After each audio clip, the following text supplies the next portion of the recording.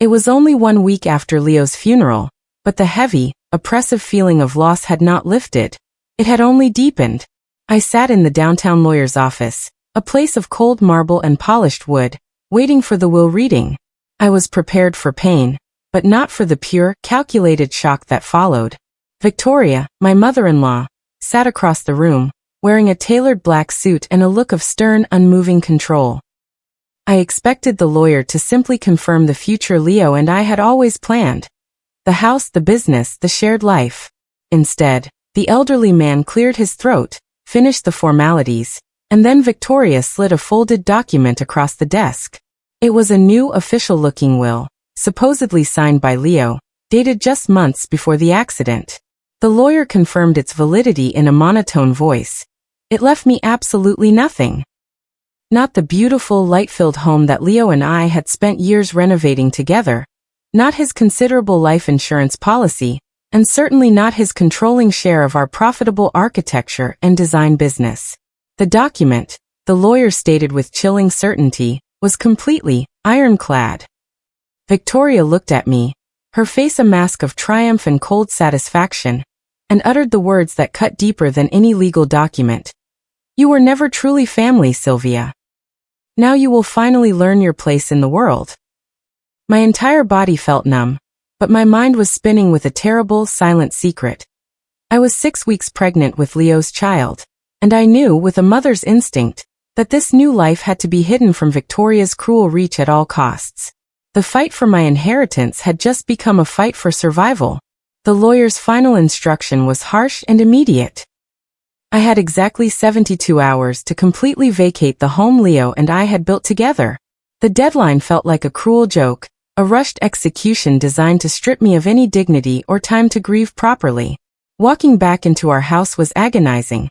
Every item, every corner, every piece of art was a fresh wound of memory. I moved through the rooms like a ghost, mechanically shoving clothes and belongings into cardboard boxes. The smell of the dust and the old carpet suddenly turned my stomach. As I bent down to tape up a heavy box of books, a wave of profound nausea washed over me, forcing me to stumble quickly into the nearest bathroom. The sickness, though terrible, was also a powerful, constant reminder of the fragile new life growing inside me. This tiny person was the only part of Leo the first had left. The fear of Victoria discovering this fact was a suffocating blanket. I retrieved the small, plastic pregnancy test from the medicine cabinet, the one with the 2 undeniable lines. I wrapped it carefully in soft tissue paper, and buried it deep inside my heavy, oldest suitcase, under layers of forgotten winter sweaters and scarves. I secured the lock on the case with trembling hands. I knew I couldn't risk leaving any trace of my condition behind. If Victoria found out, she wouldn't just take the property. She would fight for custody or try to deny the child's existence just to spite me. The thought of protecting Leo's child from his own mother was the only thing that kept me moving forward. With the 72-hour deadline looming, I drove across town to the only safe haven I had left, the apartment of my friend Audrey. Audrey was my rock, a sensible and fiercely loyal friend. Her guest room was small and already cramped, but the simple air mattress felt like a luxury after the stress of the last week. I dumped my chaotic boxes in the corner, feeling utterly defeated. The morning sickness, refusing to obey the laws of convenience, struck again shortly after I arrived. I barely made it to Audrey's tiny bathroom.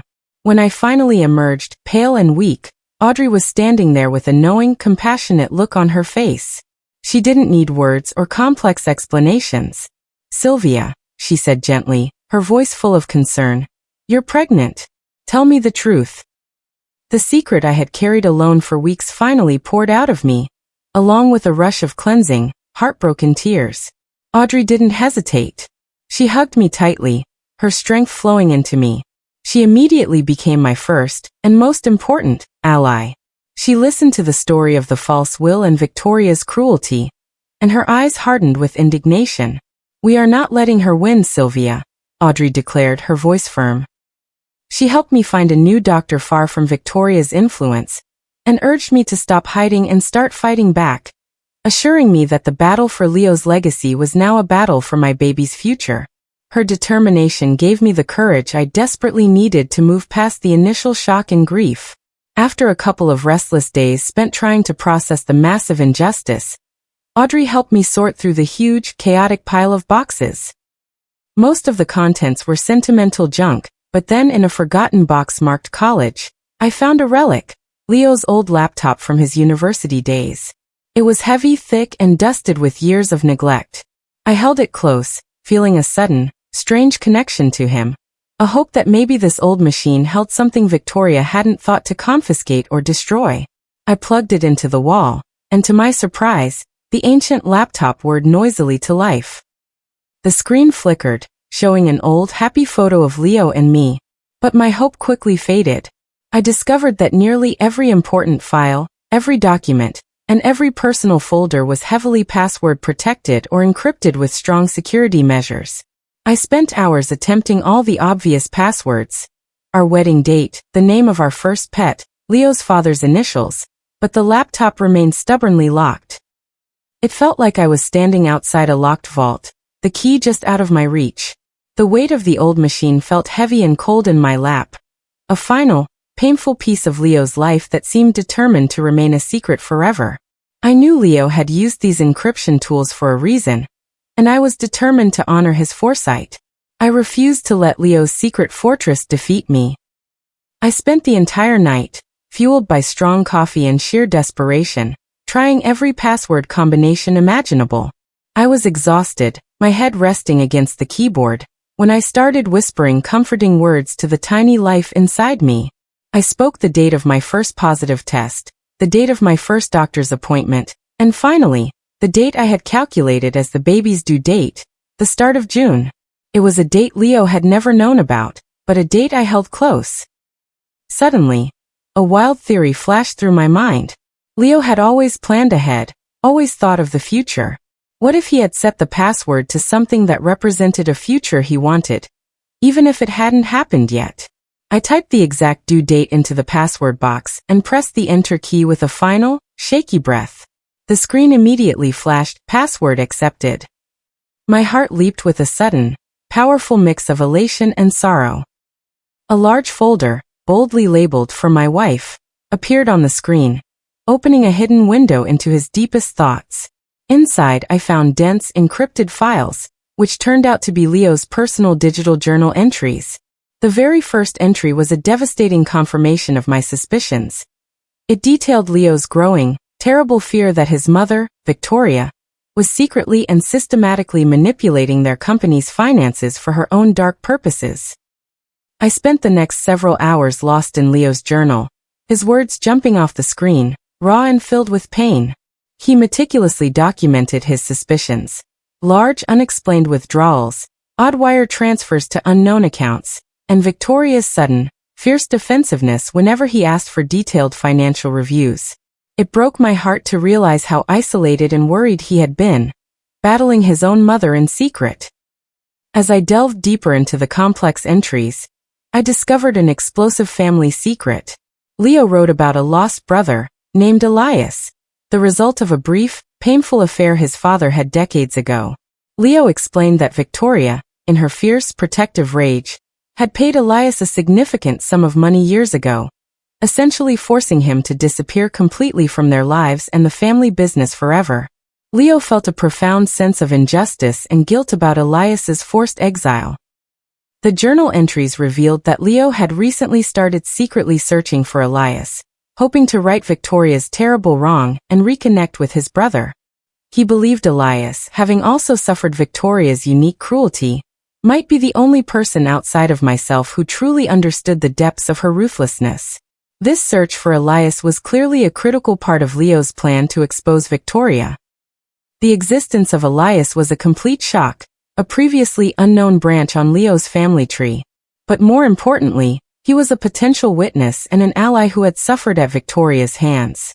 Using the cryptic notes, old addresses, and vague, half-forgotten phone numbers Leo had meticulously hidden in his files, I started the difficult process of tracking down his long-lost brother.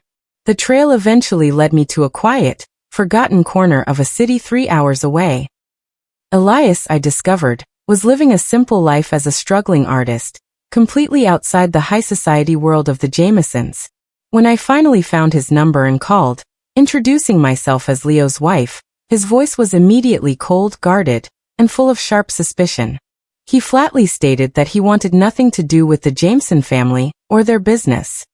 I simply told him I had a final, secret message from Leo, a message about cutting the poison out, that he absolutely needed to hear. After a long, heavy silence, the wariness in his voice seemed to give way to a flicker of curiosity about the brother he barely knew. He finally agreed to meet me, but only at a neutral, quiet place far from the city center, making it clear he was still deeply mistrustful of my intentions. When I met Elias, I was immediately struck by the differences between him and Leo. Elias was rugged, quiet, and carried the weary look of a man who had faced true hardship, a stark contrast to Leo's polished charm. We met in a dimly lit, corner coffee shop.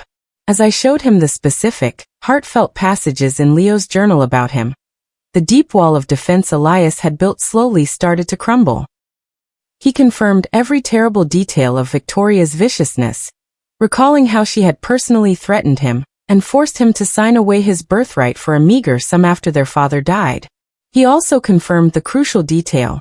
Leo had reached out to him a month before the accident, full of remorse and a fierce determination. He told me he was tired of her, Elias confirmed, his voice rough. He said he was ready to cut the poison out of the family for good, even if it meant exposing everything. It was a heartbreaking moment of connection with a man I never knew, united by our shared love for Leo and our common enemy, Victoria. Our meeting was abruptly and violently interrupted when my phone flashed with an urgent text message from Audrey. She had been secretly monitoring our old business accounts and had discovered a frantic, rapid movement of funds. Victoria, Audrey wrote in all caps, was already rapidly liquidating massive assets from the design firm, selling them off far below market value. The discovery was shocking. Victoria wasn't just planning to steal Leo's company. She was actively destroying it in a desperate, fire sale rush. The news of Victoria's frantic liquidation meant there was no more time for caution. My next appointment was with Mr. Davies, the sharp corporate lawyer who had previously warned me about the difficulty of contesting the will. I sat in his massive, opulent office, presenting him with the new facts. The forced liquidation, Victoria's history of cruelty confirmed by Elias, and the underlying secret of the unborn child. Mr. Davies, a man who clearly dealt only in facts and money, remained professionally skeptical. He listened patiently to the entire story, but his face gave away nothing. He warned me again, in a very serious tone, that fighting Victoria's legal team would be incredibly, unbelievably expensive, costing more than I currently possessed, and would require absolute, concrete evidence of fraud. I promised him I would find it. After the discouraging meeting, I rushed straight to my doctor's office. I needed peace of mind after the recent stress, and I needed to ensure the baby was completely healthy. The doctor confirmed the pregnancy was strong and viable.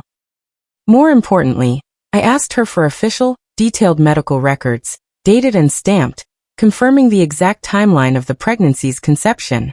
I instinctively knew this proof of Leo's fatherhood would be my shield against Victoria's inevitable, cruel lies about my character and my motivations.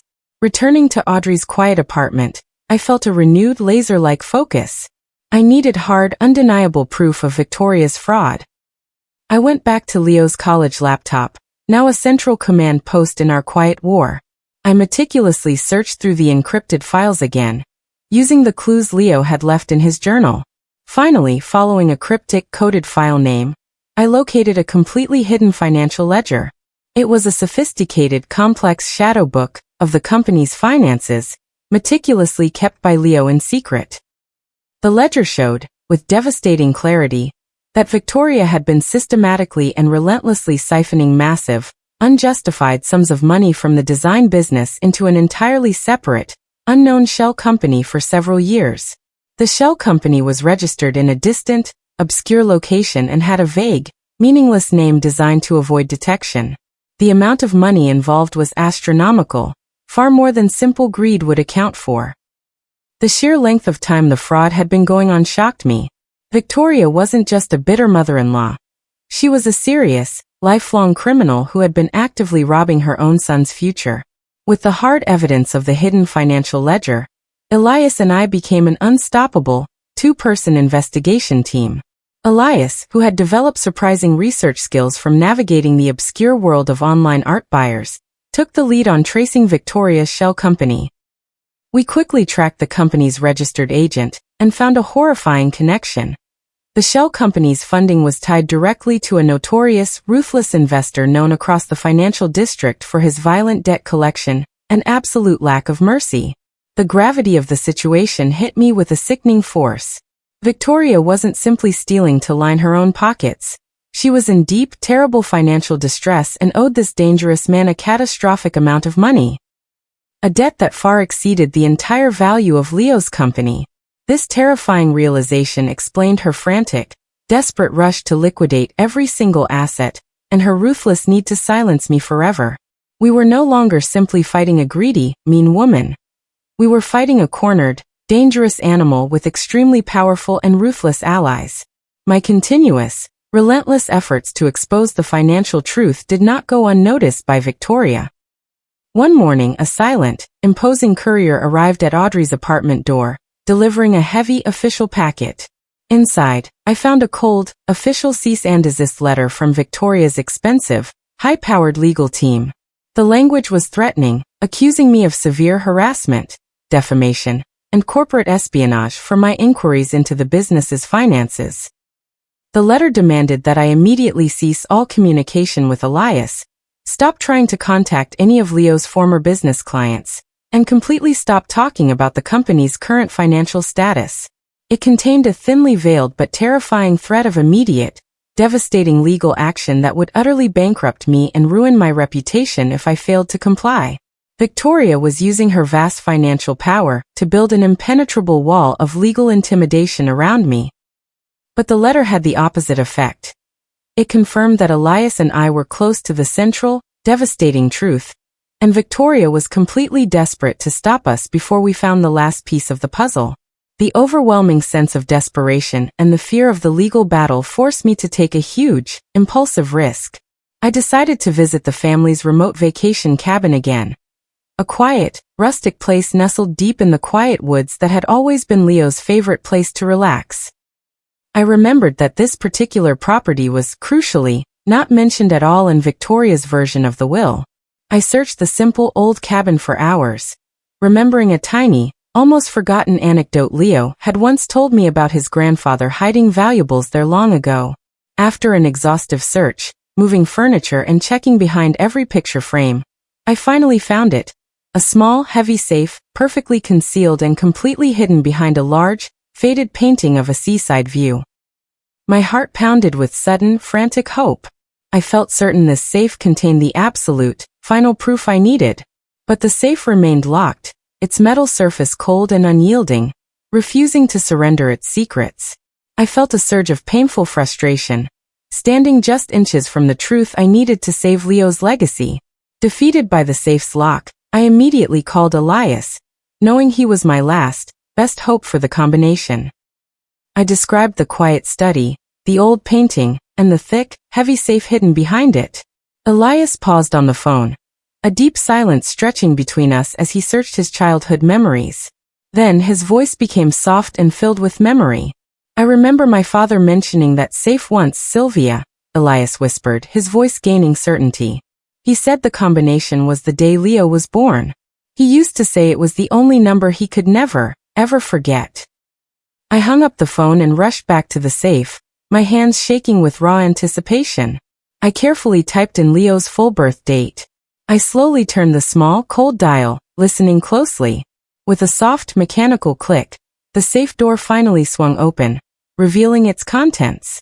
Inside, nestled beneath a few old photographs, was a single, thick official document, a newer, fully notarized will, dated clearly after Victoria's forged one. This new, powerful will explicitly left everything. The house, the business, all the assets, to me, Sylvia, and clearly mentioned our future children. An overwhelming, powerful surge of hope and relief coursed through me, making my knees feel weak. The triumphant feeling of finding the genuine will was brutally short-lived. Just as I tucked the notarized document safely into my briefcase and walked quickly out of the quiet, empty cabin, a dark, unmarked sedan suddenly pulled away from the concealment of the trees down the road. I knew instantly, with a deep, sickening certainty, that I had been watched. Victoria's professional private investigator had been monitoring the remote cabin, and he had definitely seen me leaving with the heavy briefcase. The realization was terrifying. Victoria now knew, without a doubt, that I was no longer just grieving. I was actively searching, and I had likely found something important. I had completely exposed myself, and the quiet war had just turned into a brutal, open battle. I sped back toward the city, gripping the briefcase tightly, knowing that the new will was both my salvation and the single greatest danger to my immediate safety. I immediately took the new, genuine will to Mr. Davies, the initially skeptical lawyer. He quickly reviewed the document, his face now completely transformed by professional enthusiasm and excitement. "Sylvia," he exclaimed, his voice ringing with confidence, "this is absolutely game-changing. This document is legally sound, perfectly notarized, and completely invalidates Victoria's fraudulent claim." But his excitement quickly faded, replaced by a deep look of caution. "However," he warned me, leaning back in his chair and folding his hands, "Victoria is a desperate, powerful woman. She will fight this with absolutely everything she has left. She will use every single tool at her disposal, including character assassination and endless appeals, to bury this document in legal fees and delay. We must prepare for a very vicious, very public fight, and we must find a way to silence her completely." I agreed, knowing that while I held the key to the estate, she still held the power to attack my reputation and my life. The threats and intimidation started almost immediately after Mr. Davies filed the new will with the court. The late-night phone calls resumed, no longer silent, but filled with strange, guttural breathing sounds. I felt constantly watched, always checking over my shoulder when I went out, convinced I saw the same dark sedan following me. The severe, intense stress of the legal battle, the constant surveillance, and the sheer emotional weight of fighting for Leo's legacy began to take a massive toll on my fragile health. One evening, I was hit by sharp, excruciating cramps that sent me into a blind panic. I rushed immediately to the emergency room, terrified that I was losing the only tangible piece of Leo the first had left. The doctors admitted me instantly for observation. Lying alone in the sterile, quiet hospital bed, I felt utterly helpless, praying for the safety of my child and the strength to endure the storm Victoria had unleashed. While I lay recovering in the hospital room, relieved that the baby was still safe and healthy, Audrey arrived with a huge stack of printouts and a grim look on her face. She had spent the last 48 hours tirelessly decrypting another hidden folder on Leo's college laptop, which contained more encrypted files. Among the various documents, I found a single audio file labeled simply "Final Thoughts." I pressed play, and Leo's strained, urgent voice filled my headphones. "If anything happens to me, Sylvia, promise me you will know this. It is not an accident. Look carefully at the car's black box. The truth is there. I love you, and I will be waiting for you." The desperate, chilling message confirmed my worst fear. Leo had known he was in danger. He had strongly suspected his own mother would try to harm him. The realization that Victoria was a potential killer, not just a ruthless thief, turned my fear into a cold, focused fury that promised complete revenge. Leo's final, urgent voice memo was the undeniable truth. Elias and I immediately pored over the details of the accident report, using every resource we had. We quickly confirmed that the wrecked car, the physical scene of Leo's death, was impounded at a remote, private tow yard on the outskirts of the city. We also learned a crucial, terrifying detail. Due to the ongoing investigation complexities, the car was officially scheduled for total destruction and disposal within the next few days. We had a minuscule, rapidly closing window of opportunity to act. We had to access that car's data recorder, the crucial black box Leo had mentioned, before the physical evidence of his murder was completely destroyed forever. It became a frantic race against the clock and against Victoria's ruthless cleanup operation. We both knew that the absolute truth about Leo's death was sitting in a crushed piece of metal, waiting to be revealed. With the car's destruction looming, Elias, Audrey, and I swiftly developed a dangerous, high-stakes plan.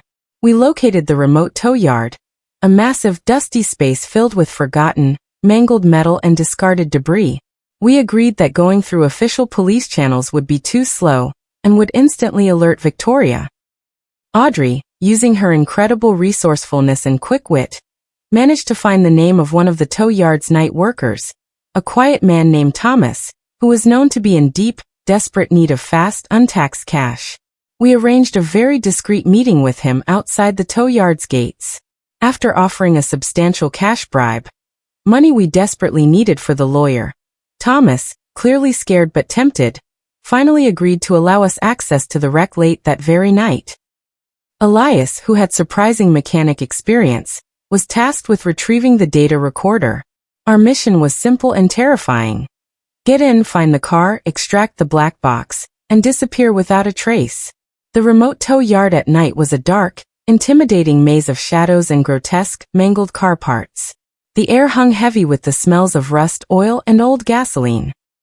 The bribed worker, Thomas, his face pale and nervous, led us through the long, dusty rows of destroyed vehicles until we finally found Leo's car, now nothing more than a crushed, unrecognizable piece of metal. Seeing the wreckage caused a fresh wave of grief, but I pushed it down, focusing on the mission. Elias, grim and completely focused, immediately climbed into the shattered vehicle, carefully navigating the sharp, twisted metal. He worked with incredible speed and precision, using specialized tools he had brought, shining a tiny, focused flashlight into the depths of the console. After what felt like an agonizing hour, he finally managed to pry out the small, shock-resistant data recorder, Leo's hidden black box. We quickly wrapped it securely in a thick cloth and slipped away into the absolute darkness, carrying the quiet, definitive evidence of a terrible crime in our hands. Back in the safety and quiet of Audrey's apartment, Elias immediately connected the black box data recorder to his laptop. We watched the complex, minute-by-minute data scroll by on the screen, a terrifying, detailed record of Leo's final seconds. The data was chillingly clear and undeniable. Seconds before the final catastrophic crash, there was a sudden, complete failure of the main braking system. Crucially, the car's internal computer logs showed that the failure was not due to normal mechanical wear, age, or a simple accident. It was caused by intentional, external tampering, a purposeful override of the advanced anti-lock and stability systems that was impossible to attribute to a normal malfunction. The evidence was devastating. Leo's death was unequivocally not an accident. It was a carefully planned, ruthless murder. I now held the absolute, scientific evidence of the crime, and the trail led directly, cold-bloodedly, to Victoria. The morning after we confirmed the devastating evidence, I received a strange, unsettling invitation. Victoria's personal secretary called, inviting me to an urgent peace talk lunch at a famous, exclusive, quiet restaurant downtown. I knew immediately, with chilling certainty, that it was a calculated and dangerous trap, a final attempt to silence me with money or threats. I accepted the invitation, but I prepared myself meticulously. As I sat down across the table from Victoria, dressed impeccably, her eyes shining with cold confidence, she launched into her offer. She offered me a small, insulting cash settlement, completely unrelated to the actual value of Leo's estate. "Take this final gift, Sylvia," she said, her voice a poisonous, low whisper, "and just disappear from our lives. Stop causing trouble, or I cannot guarantee your continued safety or well-being." The subtle threat was terrifying and clear, but I sat calmly listening, while the small black digital recorder hidden carefully in my purse captured every single, damning word of the entire conversation. Victoria thought she was being clever, but I was gathering the final, necessary piece of evidence against her. I wasted absolutely no time. I took the new, devastating evidence. The notarized will, the car's data recorder, and the restaurant recording, straight to Mr. Davies. He acted with impressive, focused speed. First, he immediately filed the new, official will in the court, forcing Victoria's hand. Then he went straight to the police, filing a detailed and specific report for the brake tampering, and providing the physical evidence. The police were initially cautious and skeptical of the story, but the undeniable evidence from the black box was impossible to ignore. They started an official, formal investigation, confirming Leo's death was now officially classified as a suspected homicide. However, they provided Mr. Davies with one final warning. While the evidence proved the tampering, they still needed a direct, confirmed link to Victoria herself before they could issue a warrant. They needed a cooperating witness to truly seal the case. The immense, combined pressure from the police investigation, the court filing of the new will, and the public scrutiny finally worked. Victoria's entire, perfectly constructed world was starting to crack, and the heavy weight of guilt became too much for one of her closest, most trusted allies. The day after the police report was filed, Victoria's personal driver, the quiet, obedient man named Thomas, contacted me anonymously using a burner phone. He was clearly petrified and consumed by his conscience. He agreed to meet me discreetly in a safe place. He confessed everything, tearfully offering to turn on Victoria and testify in open court. He revealed that Victoria had personally ordered him to take Leo's car to an unfamiliar, remote mechanic and to make the brakes unreliable the week before Leo's final, fateful trip. This testimony was the final, devastating piece of the puzzle. The direct link the police absolutely needed to connect Victoria to Leo's planned murder. Victoria, sensing her final, powerful defenses were rapidly crumbling, launched a vicious, desperate, and powerful counterattack in the public sphere. She used her massive influence and contacts to leak a carefully crafted, false stream of lies to the local press. The headlines were sensational and utterly false, portraying me as an unstable, manipulative, gold-digging widow who was only contesting the will out of spite and greed. The articles suggested I was having an affair and trying to destroy the respectable Jameson family name. She was trying to completely destroy my reputation, hoping the public disgust would force the judge to completely ignore my evidence. I felt the sharp, familiar pain of public humiliation, but this time, the pain was quickly replaced by a cold, calculated and righteous anger.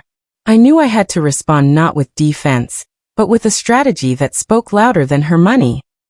Instead of directly defending my character against Victoria's cruel, petty lies, I decided to go completely public and strategically nuclear. I secured an exclusive, high-profile interview with the city's largest, most respected newspaper. I didn't spend a single minute talking about the money or defending my innocence. Instead, I spoke passionately with controlled emotion about Leo's true, noble vision for the community. A beautiful, massive community arts center. A project Victoria had always vehemently vetoed because it wasn't profitable enough for her taste. I talked about Leo's deep commitment to others, his generosity, and his quiet love for the city.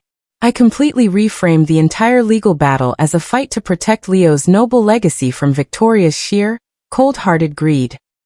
At the end of the interview, I subtly hinted that my fierce determination was fueled by new, disturbing evidence that completely changed the understanding of Leo's untimely death, shifting the entire public focus from a petty money dispute to a potential murder cover-up.